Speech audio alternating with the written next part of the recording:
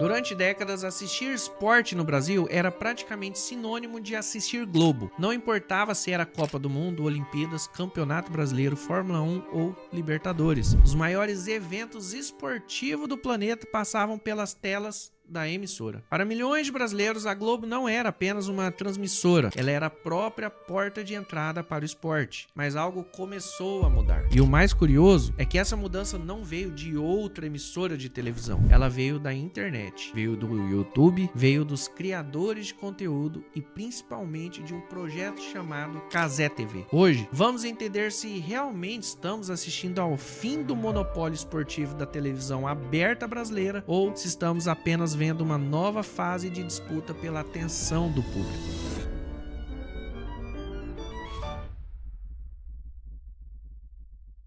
Quando falamos da Globo, estamos falando de uma das maiores histórias de sucesso da comunicação mundial. Durante décadas, a emissora construiu uma posição quase impossível de ser contestada. A lógica era simples: a Globo tinha audiência, a audiência atraía anunciantes, os anunciantes geravam receitas, a receita permitia comprar os principais direitos esportivos e os direitos esportivos geravam ainda mais audiência. Era um ciclo extremamente poderoso. Durante muito tempo, poucas empresas tinham capacidade financeira para disputar esses contratos. A consequência foi um mercado altamente concentrado. Em muitos casos, assistir aos principais eventos esportivos significava obrigatoriamente assistir a Globo. Mas toda grande transformação tecnológica costuma mudar estruturas que pareciam permanentes. A internet mudou o comércio, mudou os bancos, mudou os jornais, mudou a música, mudou o cinema. E era apenas uma questão de tempo até mudar também as transmissões esportivas. O problema é que muitas pessoas ainda analisam a disputa entre Globo e Cazé TV como se fosse apenas uma disputa entre empresas. Na realidade, nós estamos falando de uma mudança muito maior. Estamos falando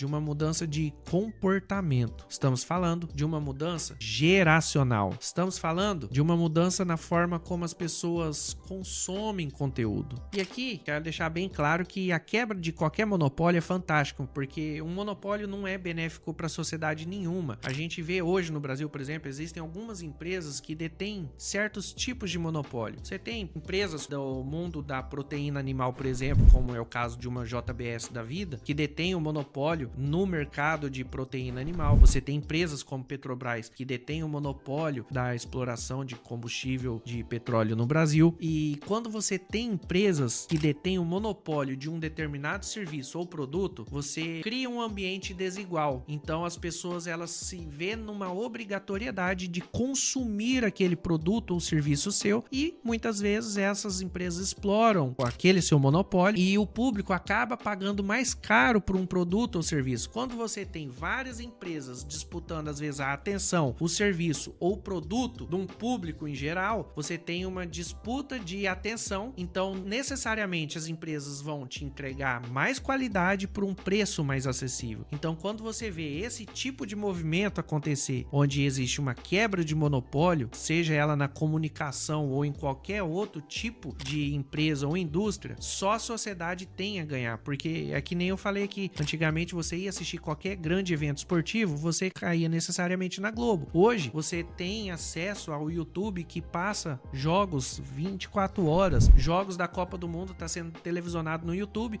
e as pessoas estão interagindo durante as lives, durante as transmissões, porque saiu daquele quesito da formalidade e eles entenderam que vamos atrair o pessoal, vamos deixar o pessoal se comunicar entre eles, comunicar com a gente e vamos trazer o público junto na transmissão, coisa que antigamente existia uma certa formalidade e as empresas elas trabalhavam em cima daquela formalidade, então o público não tinha voz. Talvez a pergunta mais importante não seja se a Globo está perdendo espaço, talvez a pergunta correta seja: o público continua consumindo mídia da mesma forma que consumia 20 anos atrás? Para entender a dimensão dessa transformação, precisamos observar o comportamento das novas gerações. Durante boa parte do século XX, a televisão ocupava o centro da vida familiar. Os programas tinham horário, as novelas tinham horário, os jornais tinham horário, os eventos esportivos também tinham horário. As pessoas organizavam a sua rotina em torno da sua programação, mas a internet destruiu esse modelo. Hoje, o consumidor escolhe o que ele quer assistir, quando assistir, onde assistir e em qual dispositivo ele vai assistir. Essa liberdade criou um novo padrão de comportamento. A geração que cresceu assistindo YouTube não vê diferença entre uma transmissão esportiva e qualquer outro conteúdo digital. Para esse público, abrir um aplicativo é tão natural quanto ligar a televisão era para seus pais. E é justamente nesse ponto que a Cazé TV encontrou sua oportunidade. Casimiro Miguel não surgiu como apresentador esportivo tradicional. Ele não veio de uma grande emissora. Não foi formado dentro da estrutura clássica do jornalismo esportivo. Ele surgiu dentro da internet, falando a linguagem da internet, entendendo a cultura da internet e principalmente entendendo o público da internet. Esse detalhe fez toda a diferença. Durante muito tempo, a televisão falava para a audiência, a internet conversa com a audiência. Essa diferença parece pequena, mas muda absolutamente tudo. Na televisão tradicional existe uma comunicação vertical. A emissora fala, o público escuta. No ambiente digital existe uma comunicação horizontal. O criador fala, o público responde, o criador reage, o público participa, o conteúdo evolui em tempo real. Isso gera um nível de engajamento que a televisão tradicional raramente consegue alcançar. E foi exatamente esse modelo que ajudou a transformar Casimiro em um fenômeno de audiência. Antes mesmo da criação da Cazé TV, suas lives já reuniam centenas de milhares de espectadores. Sua comunidade crescia rapidamente, sua influência aumentava e sua credibilidade junto ao público jovem se consolidava. Quando surgiu a oportunidade de transmitir a Copa do Mundo de 2022, através da parceria com a Live Mod, muita gente enxergou aquilo apenas como uma experiência alternativa, mas os números mostraram algo completamente diferente. Durante o torneio, Cazé TV acumulou dezenas de milhões de visualizações e estabeleceu recorde histórico para transmissões esportivas no YouTube. O jogo entre Brasil e Croácia atingiu quase 6 milhões de espectadores simultâneos. Para se ter uma ideia da dimensão desse número, estamos falando de uma audiência comparável à de muitos programas de televisão aberta. E o mais importante,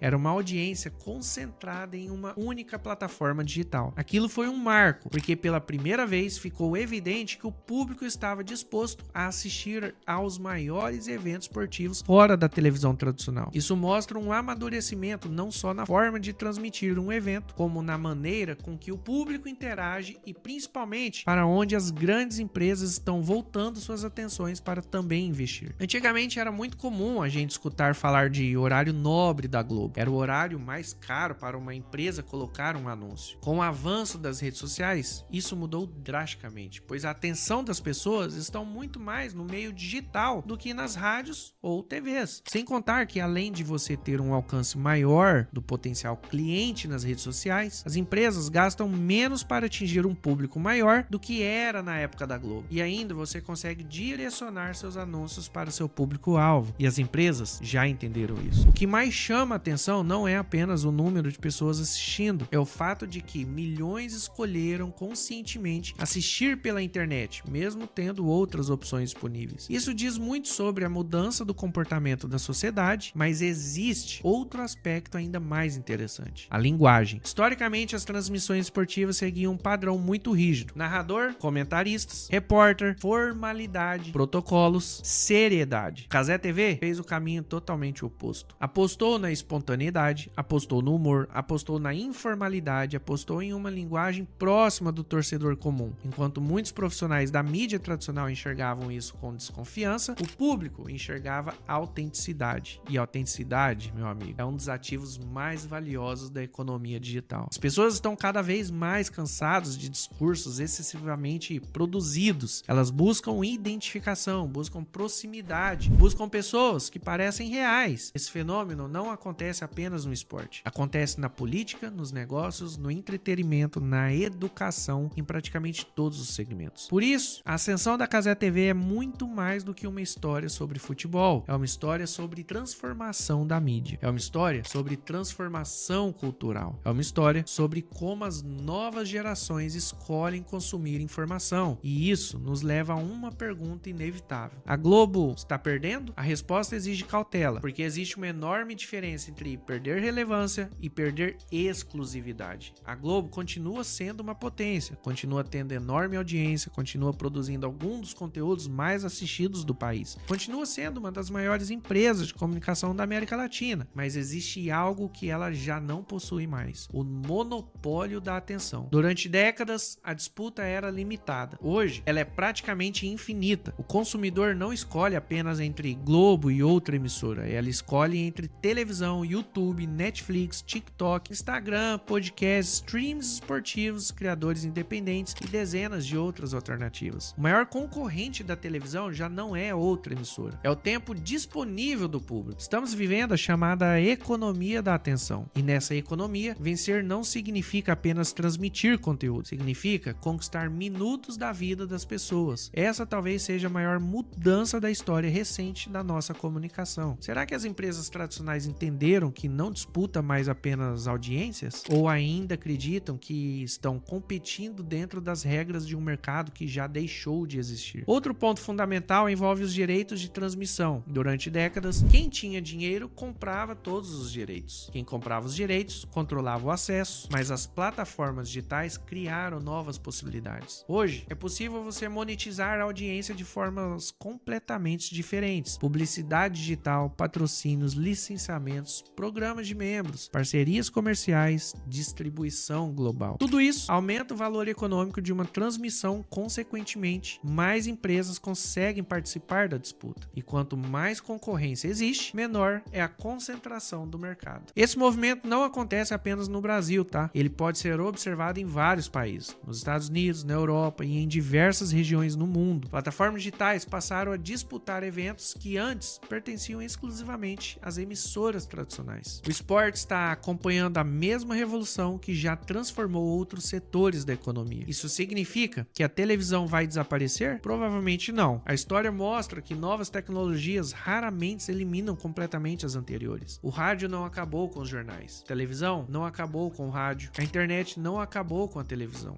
O que acontece normalmente é uma redistribuição de relevância. Cada meio encontra um novo papel dentro do ecossistema. É possível que a televisão continue extremamente importante, mas é cada vez mais difícil imaginar um futuro em que ela volte a concentrar sozinha a atenção do público como fazia no passado. Quando observamos a disputa entre Globo e Cazé TV, é fácil cair na tentação de enxergar vencedores e derrotados, mas talvez essa seja a forma errada de analisar o fenômeno. A verdadeira transformação não está acontecendo dentro das empresas, ela está acontecendo dentro das pessoas. O comportamento do consumidor mudou, a tecnologia mudou, as plataformas mudaram e a forma de consumir esporte mudou junto. Cazé TV não criou essa transformação, ela apenas soube aproveitá-la melhor do que muitos concorrentes. Da mesma forma, a Globo não deixou de ser relevante, mas agora precisa competir em um ambiente muito mais complexo do que aquele que dominou durante décadas. Talvez o maior ensinamento dessa história seja simples: nenhuma empresa é grande demais para ser desafiada, e nenhuma transformação é impossível quando o comportamento das pessoas muda. O monopólio esportivo da televisão aberta talvez não tenha acabado completamente, mas uma coisa parece clara: ela já não é mais absoluta. Agora quero saber de você. Você acha que a TV aberta ainda vai dominar o esporte no futuro ou já passou o tempo dela? Comenta aqui embaixo e já se inscreve no canal e ativa o sininho para, quem sabe, no futuro também podemos transformar esse canal aqui numa grande emissora. Já pensou? Vai ser irado demais, não é mesmo? E já compartilha esse conteúdo com seus amigos, que eu vou ficando por aqui. Até a próxima aí. Fui!